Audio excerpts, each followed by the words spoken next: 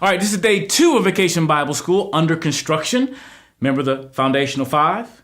It is the Bible, creation, the fall, redemption. That's how we're going to do redemption. Redemption, because he saved us. Redemption and restoration.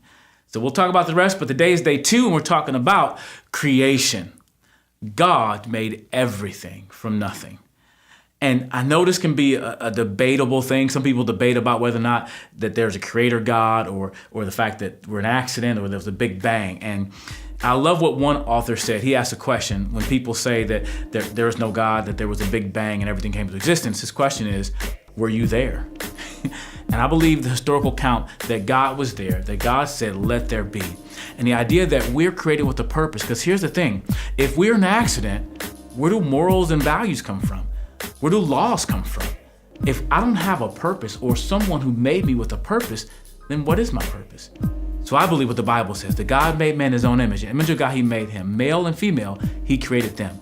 That God made us with a purpose. And today we're going to focus on that God created some amazing things in our world. Amazing things. Now, I'm not one for camping. I'm just not one for living out there in the tents and stuff with the bugs and animals. But I appreciate God's amazing creation.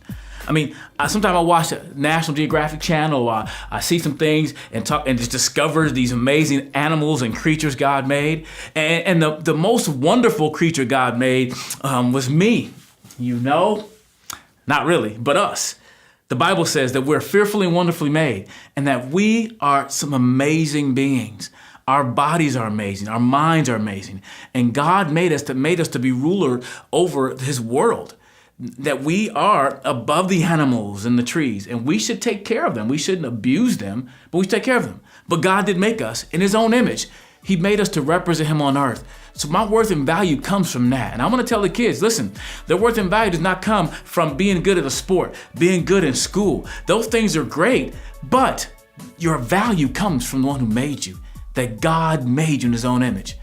And I know sometimes we live in a world dealing with bullies and a lot of fights and all kinds of things that go on with our kids. And I want to tell our kids, listen, don't look at Instagram, don't look at Facebook, don't look at your friends to try to find out where your value comes from. Your value comes from God.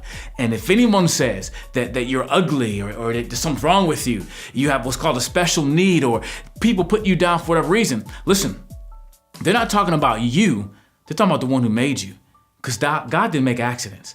That God made us all with immense value and purpose because he said so. And we're going to focus on that today and focus on our memory verse, which is Genesis 1:27. So today we're going to talk about creation. We're going to focus on the fact that God made all things, including me and you, and that we have value because God says so. That's day 2 of Vacation Bible School under construction.